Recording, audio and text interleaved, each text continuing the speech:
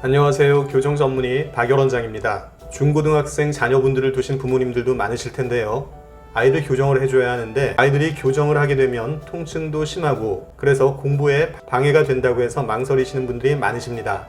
자, 과연 교정을 하게 되면 공부하는데 지장이 많이 있을까요? 결론부터 말씀드리면 교정할 때 다소의 불편함은 있을 수 있겠지만 걱정하시는 것만큼 그렇게 아프거나 심한 불편함 그리고 통증이 모든 아이들에서 있는 것은 아닙니다. 그럼에도 불구하고 이러한 걱정들을 하시게 되는 이유가 무엇이고 또 이러한 부분들을 해결할 수 있는 방법이 무엇인지에 대해서 오늘 말씀드리겠습니다. 주위에서 교정하는 친구들 또는 친척들을 보게 되면 교정치료 받으러 치과만 갔다 오면 철사가 많이 조여서 아파하고 또 심지어는 밥도 며칠씩 잘 못 먹는 경우를 보게 됩니다.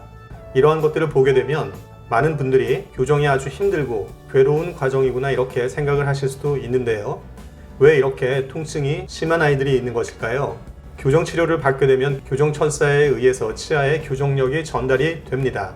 그런데 환자마다 가지고 있는 신체적인 특성이 다른데 이러한 특성들을 고려하지 않은 획일적인 치료 진행을 하게 되면 교정 철사에 의한 통증이 지나치거나 오랜 시간 지속될 수가 있습니다.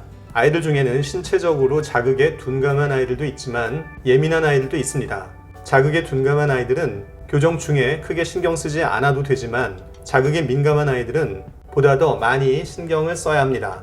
자, 그렇다면 교정을 시작하고 난 다음에 우리 아이가 자극에 대해서 좀 더 민감하고 예민한 반응을 보이게 되면 어떻게 해야 할까요?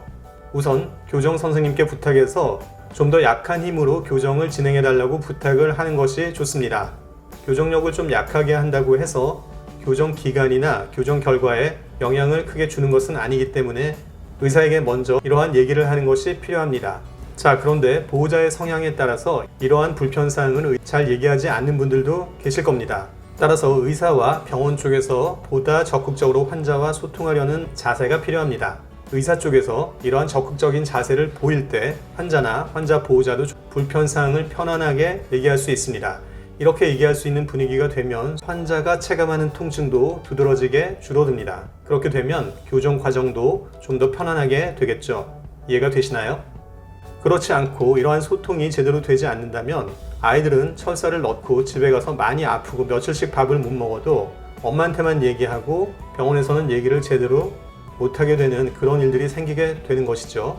그렇게 되면 교정기간 내내 아이들에게는 힘든 과정이 될 수 있겠습니다. 자, 이러한 교정 철사에 의한 통증 말고도 교정 중에 통증을 야기할 수 있는 몇 가지 상황이 있는데 여기에 대해서 간단히 말씀드리겠습니다. 첫 번째는 교정 철사가 볼살이나 입술 안쪽 살을 찌르는 경우가 있을 수 있고요. 두 번째는 교정기 모양 때문에 입술 안쪽에 살이 허는 경우가 있을 수가 있습니다. 그리고 세 번째로 교정 중에 사용하는 고무줄에 의해서 통증이 생길 수도 있는데요. 하나씩 보겠습니다. 자, 첫 번째는 교정 철사에 의해서 살이 찔리는 경우가 되겠습니다.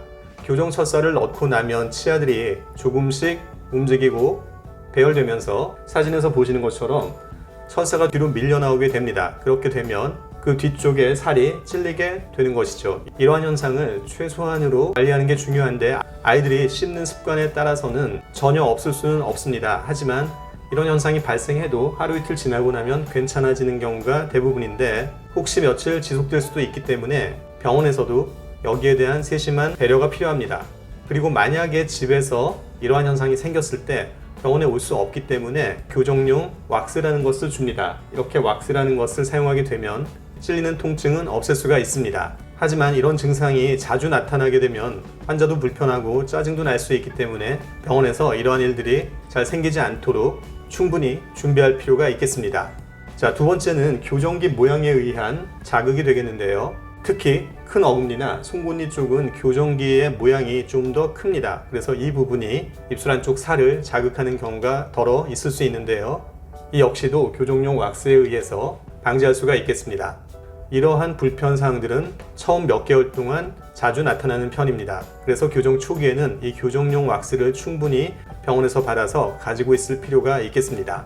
자, 세 번째는 교정용 고무줄이 되겠는데요. 교정용 고무줄에는 사진처럼 치아 교정기에 걸어서 공간을 없애주는 고무줄이 있겠습니다. 이 고무줄은 의사가 교정기에 걸고 환자는 건드릴 수가 없는 것입니다. 이러한 고무줄도 역시 통증을 유발할 수가 있고요. 환자가 직접 뺐다 꼈다 하는 그러한 고무줄도 있는데요. 이 고무줄도 중간중간에 통증을 유발할 수도 있겠습니다. 자, 이상으로 오늘은 아이들의 교정이 공부하는 데 지장을 주지 않을까 걱정을 하셔서 망설이고 계시는 부모님들께 도움이 될 수 있는 내용들에 대해서 말씀드렸습니다.